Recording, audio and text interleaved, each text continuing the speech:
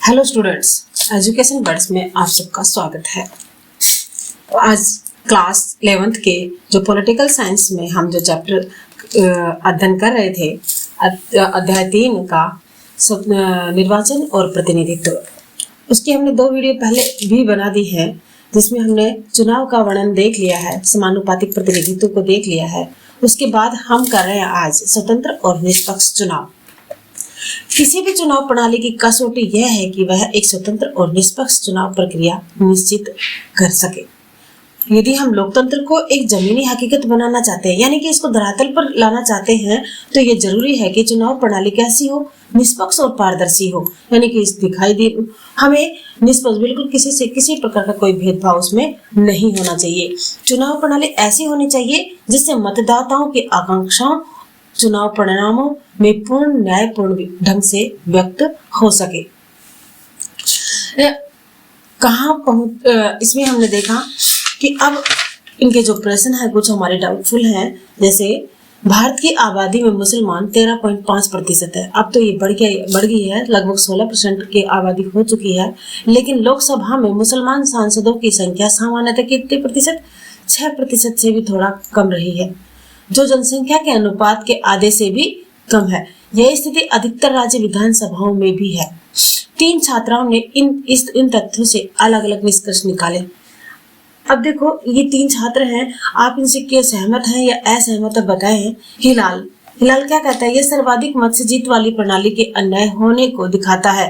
हमें समानुपातिक प्रतिनिधित्व प्रणाली अपनानी चाहिए। कैसी प्रणाली? समानुपातिक। कौन मानता है? हिलाल। आरिफ क्या कहता है, अनुसूचित जाति और जनजातियों के आरक्षण के लिए औचित्य को बताता है। आवश्यकता है इस बात की है कि मुसलमानों को भी इसी तरह का आरक्षण दिया जाए जैसा अनुसूचित जातियों और जनजातियों को दिया गया है। ठीक है। सभा क्या कहती है, सभी मुसलमानों को एक जैसा मानकर बात करने का कोई मतलब नहीं। मुसलमान महिलाओं को इसमें कुछ भी नहीं मिलेगा। हमें मुसलमान महिलाओं के लिए अलग आरक्षण किया जाना चाहिए। 3 हमारे सामने व्यू आ गए। आप इनमें से किससे सहमत है कमेंट बॉक्स में डालिए। आगे देखते हैं हम सार्वभौमिक वयस्क मताधिकार और चुनाव लड़ने का अधिकार। सबसे पहले तो हमें पता होना चाहिए कि सार्वभौमिक वयस्क मताधिकार क्या है। पता है कि एक निश्चित उम्र प्राप्त करने के बाद व्यक्ति को मतदान करने का अधिकार, चुनाव लड़ने का अधिकार ये होना चाहिए। इसको हम क्या कहेंगे? वयस्क मताधिकार। इसको हमारे भारत में जो पहले 21 वर्ष कर रखा था, लेकिन अब इसको 18 वर्ष किया जा चुका है।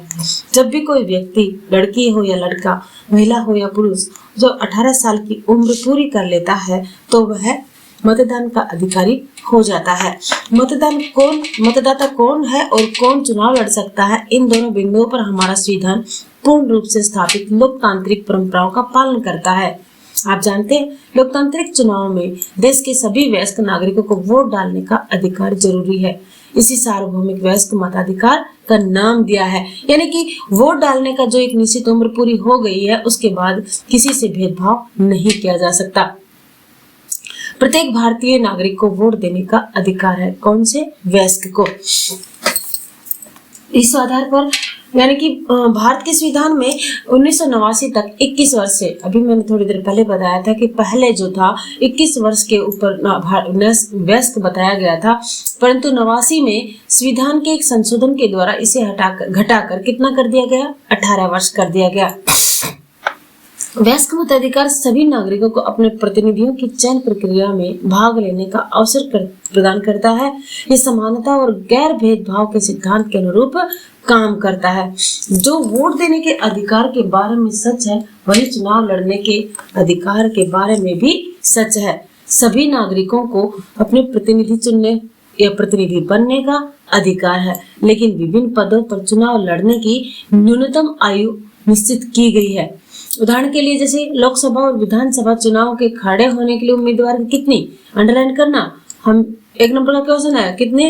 25 वर्ष होना चाहिए। यानी कि जो व्यक्ति 25 वर्ष का हो गया है वो लोकसभा और विधानसभा के लिए इलेक्शन लड़ सकता है। कुछ और भी प्रतिबंध हैं। जैसे एक कानूनी प्रतिबंध यह है कि यदि किसी व्यक्ति को किसी अपराध के लिए 2 या 2 से अधिक वर्षों के लिए जेल हुई हो तो वह चुनाव लड़ने के योग्य नहीं होगा। लेकिन चुनाव लड़ने के लिए आय, शिक्षा, वर्ग या लिंग के आधार पर कोई प्रतिबंध नहीं है।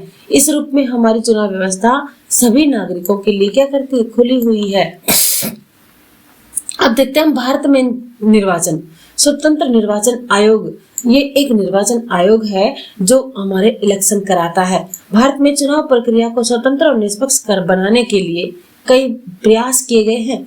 एक स्वतंत्र निर्वाचन आयोग की स्थापना इसमें सबसे महत्वपूर्ण है, जो चुनाव के संचालन और देखरेख के लिए बनाई गई है। क्या आप जानते हैं कि अनेक देशों में चुनाव कराने के लिए किसी स्वतंत्र मशीनरी का अभाव है। अनुच्छेद 324 में, भारतीय संविधान के अनुच्छेद 324(1) में, अंडरलाइन करना इसको, कहा गया है, इस विधान के अधीन संसद और प्रत्येक राज्य के विधान मंडल के लिए कराए जाने वाले सभी निर्वाचनों के लिए तथा उपराष्ट्रपति, राष्ट्रपति के पदों के निर्वाचन के लिए निर्वाचक नामावली तैयार कराने का और उन सभी निर्वाचकों ने के संचालन का अधीक्षण, निर्देशन और नियंत्रण एक आयोग में निहित होगा, जिसे इस विधान में निर्वाचन आयोग कहा गया है। हमें प्रश्न बन गया, निर्वाचन आयोग किसे कहते हैं? यानी कि भारत में जो चुनाव की प्रक्रिया को संपन्न करवाता है, मतदाताओं की जो लिस्ट है उसको तैयार करवाता है, उसे हम क्या कहेंगे? निर्वाचन आयोग। अनुच्छेद कितने में? 324 में।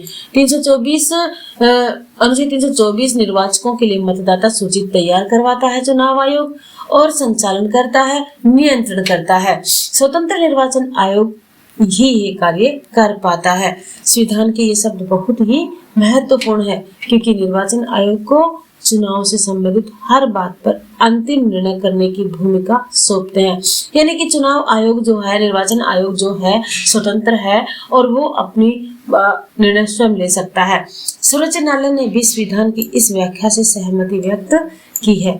हम देखते हैं भारत के निर्वाचन आयोग की सहायता करने के लिए प्रत्येक राज्य में एक मुख्य निर्वाचन अधिकारी भी होता है।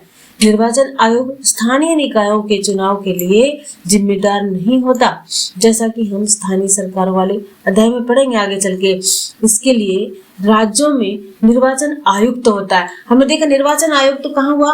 केंद्र में, जो केंद्र की और राज्यों के विधानसभा के इलेक्शन कराएगा। लेकिन जो स्थानीय निर्वाचन होते हैं राज्यों के, वो कौन कराएगा? राज्य निर्वाचन आयुक्त, जो निर्वाचन आयोग से अलग कार्य करते हैं और प्रत्येक काम करने का अपना अलग दायरा उनका होता है।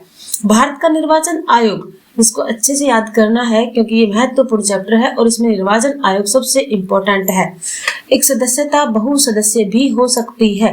89 तक, यानी कि 1989 तक निर्वाचन आयोग कैसा था? एक सदस्य था, यानी कि निर्वाचन आयोग में मात्र एक ही सदस्य था। 1989 के आम चुनाव के ठीक पहले 2 सदस्य निर्वाचन आयुक्तों को नियुक्त कर उसे बहुसदस्यीय बना दिया गया और चुनाव के बाद उसे फिर 1 सदस्यीय बना दिया गया। 1993 में पुनः 2 निर्वाचन आयुक्तों की नियुक्ति हुई और निर्वाचन आयोग बहुसदस्यीय हो गया। तब से यह बहुसदस्यीय बना हुआ है, यानी कि वर्तमान में भी निर्वाचन आयोग में कितने सदस्य? 3, एक मुख्य निर्वाचन आयुक्त और 2 उनके अन्य सदस्य। शुरू में बहुसदस्यीय निर्वाचन आयोग को लेकर के तरह तरह की आशंकाएं की गई थी। मुख्य निर्वाचन आयुक्त और अन्य आयुक्तों के बीच इस बात पर घोर मतभेद था कि किसको कितनी शक्ति प्राप्त है। इसका समाधान सर्वोच्च न्यायालय को करना पड़ा। इस बात पर सामान्य सहमति है कि बहुसदस्यीय निर्वाचन आयोग ज्यादा उपयुक्त है, क्योंकि इससे आयोग की शक्तियों में साझेदारी हो गई है और आयोग पहले से कहीं ज्यादा जवाबदेह बन गया है। मुख्य निर्वाचन आयुक्त निर्वाचन आयोग की अध्यक्षता करता है, लेकिन 2 अन्य निर्वाचन आयुक्तों की तुलना में उसे ज्यादा शक्तियां प्राप्त। ध्यान करना है इसको। हमारे निर्वाचन आयोग में कितने सदस्य? 3, बहुसदस्यीय हो गया ना। मुख्य निर्वाचन आयुक्त 1 और 2 उसके अन्य निर्वाचन आयुक्त। एक सामूहिक संस्था के रूप में चुनाव संबंधी सभी निर्णय में मुख्य निर्वाचन आयुक्त और अन्य दोनों निर्वाचन आयुक्तों की शक्तियां समान है। उनकी नियुक्ति किसके द्वारा की जाती है? राष्ट्रपति द्वारा मंत्री परिषद के परामर्श पर की जाती है। अंडरलाइन करना इसको। 1 नंबर का प्रश्न है हमारा, निर्वाचन आयुक्तों की नियुक्ति कौन करता है? कौन करता है? राष्ट्रपति। किसकी सलाह पर? मंत्री परिषद की सलाह पर। ऐसे में संभव है कि सरकार के द्वारा किसी ऐसे हितैषी की नियुक्ति निर्वाचन आयोग में कर दी जाए जो चुनाव में सरकार का समर्थन करे। इस शंका के चलते अनेक लोगों ने इस प्रक्रिया को बदलने का सुझाव भी दिया। उनका सुझाव है कि इसके लिए एक भिन्न प्रक्रिया का पालन किया जाना चाहिए, जिसमें मुख्य निर्वाचन आयुक्तों की नियुक्ति के विपक्ष के नेता और भारत के मुख्य न्यायाधीश से परामर्श करना जरूरी होना चाहिए। संविधान का मुख्य निर्वाचन आयुक्त और निर्वाचन आयुक्तों के कार्यकाल की सुरक्षा देता है। उन्हें कितने वर्ष का? 6 वर्ष। कार्यकाल कितना हुआ? 6 वर्ष। और आयु 65 वर्ष। यानी कि अगर 65 वर्ष तक उसकी 6 वर्ष की कार्यकाल रहता है तो करता है, कार्यकाल कितना होना चाहिए? 6 वर्ष और 65 वर्ष उम्र होनी चाहिए। इसके बाद जो भी पहले खत्म होगा, चाहे 6 वर्ष पहले खत्म हो या 65 वर्ष की उम्र पहले खत्म हो जाए, तो उसका कार्यकाल खत्म हो जाता है। मुख्य निर्वाचन आयुक्त को कार्यकाल समाप्त होने के पूर्व राष्ट्रपति द्वारा भी हटाया जा सकता है, पर इसके लिए संसद के दोनों सदनों को विशेष बहुमत से समर्थन, यानी कि विशेष बहुमत से समर्थन पारित कर इस प्रतिवेदन राष्ट्रपति को भेजना होगा। ऐसा यह सुनिश्चित करने के लिए किया गया कि कोई भी सरकार उस मुख्य निर्वाचन आयुक्त को न हटा सके जो निर्वाचन चुनाव में उसकी तरफदारी करने से मना करे। यानी कि निर्वाचन आयुक्तों को भारत का राष्ट्रपति ही हटा सकता है। इसको अंडरलाइन कर लेना। निर्वाचन आयुक्तों की नियुक्ति कौन करता है? भारत का राष्ट्रपति। किसकी सलाह पर? मंत्री परिषद की सलाह पर। और हटाने का काम भी कौन? राष्ट्रपति कर सकता है, लेकिन किसके आधार पर? संसद के दोनों सदनों से पारित होने पर। इससे पहले नहीं हटा सकते। तो भारत के निर्वाचन के पास काफी सारे काम है। कौन कौन से काम है? वह क्या करता है? देखो, सबसे पहले अब हमारे पास ये प्रश्न आ गया कि निर्वाचन आयोग के कार्य बताइए। तो क्या बताना है? वह मतदाता सूचियों को नया करने के काम की देखरेख करता है, पूरा प्रयास करता है कि मतदाता सूचियों में गलतियां न हो, अर्थात पंजीकृत मतदाताओं के नाम पर न छूट दी जाए और न उनमें ऐसे लोगों को नाम जो मतदान के अयोग्य हो, जीवित न हो, ऐसा किया जाए। नंबर 2, वह चुनाव का समय और चुनाव का पूरा कार्यक्रम तय करता है। इस कार्यक्रम के कुछ बातों का ध्यान रखा जाता है, उल्लेख किया जाता है। चुनाव की अधिघोषणा कि कब चुनाव होने हैं, नामांकन प्रक्रिया शुरू करने की तिथि, यानी कब से प्रतिनिधि अपना नाम दर्ज करा सकता है, मतदान की तिथि, कब वोट डलेंगे, मतगणना की तिथि, वोट डलने के बाद गणना कब होगी, चुनाव परिणामों की घोषणा और वोट गणना के बाद चुनाव की घोषणा किस दिन होगी। ये सारे काम कौन करता है? निर्वाचन आयोग। इस पूरी प्रक्रिया में नंबर 3 देखेंगे हम, निर्वाचन आयोग को स्वतंत्र और निष्पक्ष चुनाव कराने के लिए निर्णय लेने का अधिकार है। वह पूरे देश, किसी राज्य या किसी निर्वाचन क्षेत्र में चुनाव की इस आधार पर स्थगित या रद्द कर सकता है कि वहां माहौल नहीं है अनुकूल, यानी कि अनुकूल अगर माहौल नहीं है तथा स्वतंत्र और निष्पक्ष चुनाव कराना संभव नहीं है, ऐसा वो कर सकता है और वहां चुनाव स्थगित करवा सकता है। निर्वाचन आयोग राजनीतिक दलों और उनके उम्मीदवारों के लिए एक आदर्श आचार संहिता लागू करता है। किसी भी आचार संहिता क्या होता है कि एक निश्चित पीरियड हो जाता है, उसके दौरान कोई न्यू कार्य या नया कार्य नहीं किया जा सकता किसी भी सरकार के द्वारा। वह किसी भी निर्वाचन क्षेत्र में दोबारा चुनाव कराने की आज्ञा दे सकता है। अगर निर्वाचन आयोग को लगता है कि यहाँ चुनाव में कुछ गड़बड़ हुई है या कुछ ऐसा भ्रष्टाचार हुआ है तो उसमें वह दोबारा से करवा सकता है और वह दोबारा मतगणना कराने की भी आज्ञा दे सकता है। अगला देखते हैं, निर्वाचन आयोग राजनीतिक दलों को मान्यता देता है, उन्हें चुनाव चिन्ह आवंटित करता है। जैसे कोई भी नया राजनीतिक दल बनता है उसकी मान्यता कौन उसको देता है? निर्वाचन आयोग। निर्वाचन आयोग के पास बहुत ही सीमित कर्मचारी होते हैं। देखा हमने, बहुत सदस्य तो बनाया, लेकिन कितने कैंडिडेट हैं? मात्र 3। वह प्रशासनिक मशीनरी की मदद से चुनाव कराता है, यानी कि जो प्रशासन में कार्य करते हैं, जैसे हमारे टीचर हैं, इन सब की वह मदद लेता है। लेकिन एक बार चुनाव प्रक्रिया शुरू हो जाने पर चुनाव संबंधी कार्यों के संबंध में आयोग का पूरी प्रशासनिक मशीनरी पर क्या हो जाता है? नियंत्रण हो जाता है। यानी कि सारी प्रशासनिक मशीनरी किसके आधार पर कार्य करेगी? निर्वाचन आयोग के आधार पर, न कि सरकार या किसी और के आधार पर। चुनाव प्रक्रिया के दौरान राज्य और केंद्र सरकार के प्रशासनिक अधिकारियों को चुनाव संबंधी कार्य दिए जाते हैं और इस संबंध में निर्वाचन आयोग का उन पर पूरा क्या होता है? नियंत्रण होता है। इन अधिकारियों का तबादला निर्वाचन आयोग ही कर सकता है और उन्हें रोक भी सकता है। निष्पक्ष ढंग से काम करने में विफल रहे अधिकारियों को तो आयोग उसके विरुद्ध कार्यवाही भी कर सकता है। पिछले कुछ वर्षों में देखा, निर्वाचन आयोग एक स्वतंत्र सत्ता के रूप में उभरा है, जिसने चुनाव प्रक्रिया को निष्पक्ष सुनिश्चित करने का कार्य किया है। चुनाव प्रक्रिया की गरिमा बनाए रखने के लिए निष्पक्ष और न्यायपूर्ण ढंग से काम किया है। हम देखते हैं निर्वाचन आयोग का इतिहास इस बात का गवाह है, संस्थाओं की कार्यप्रणाली में प्रत्येक सुधार के लिए कानूनी या संवैधानिक परिवर्तन आवश्यक नहीं है। आम धारणा 20 वर्ष के पहले मुकाबले आज निर्वाचन आयोग ज्यादा स्वतंत्र और प्रभावी है। इसलिए नहीं कि निर्वाचन आयोग की शक्तियां और उसकी संवैधानिक सुरक्षा बढ़ा दी गई। दरअसल निर्वाचन आयोग ने केवल उन शक्ति और प्रभावशाली ढंग से प्रयोग करना शुरू किया जो उसे संविधान में पहले से ही प्राप्त है। इसके बाद देखो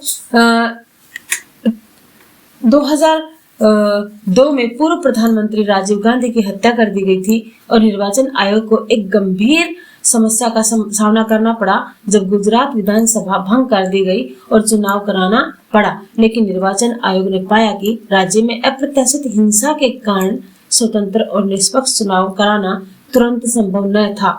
निर्वाचन आयोग ने राज्य में विधानसभा चुनाव को कुछ महीनों के लिए स्थगित करने का निर्णय लिया। सर्वोच्च न्यायालय ने निर्वाचन आयोग के इस निर्णय को वैध ठहराया। आज की वीडियो में हम इतना ही करेंगे। यहाँ नीचे प्रश्न कुछ दिए हुए हैं, इनका तुम्हें हल निकालना है। निर्वाचन आयोग चुनाव संबंधी कार्यों में लगाए गए सरकारी कर्मचारियों को आदेश दे सकता है, ठीक है। सरकार मुख्य निर्वाचन आयुक्तों को नहीं हटा सकती है, लेकिन सरकार ने कौन हटा सकता है? राष्ट्रपति। किसके आधार पर? संसद के दोनों सदनों के पारित कानून के आधार पर। आयोग उन चुनाव को रद्द कर सकता है जो निष्पक्ष न हो। ये भी सही है हमारा। तो आगे का चैप्टर इसको हम अगली वीडियो में कवर करेंगे। इसको एक बार दोबारा से ध्यान से पढ़ें। जो पॉइंट हमारे समझ में नहीं आ रहा हो उसको डिस्क्रिप्शन कमेंट बॉक्स में डालें। अगर पीछे की वीडियो आपने नहीं देखी है तो डिस्क्रिप्शन में लिंक दी हुई है, वहां से लेकर आप इनको देख सकते हैं। सब्सक्राइब करें, लाइक करें। धन्यवाद।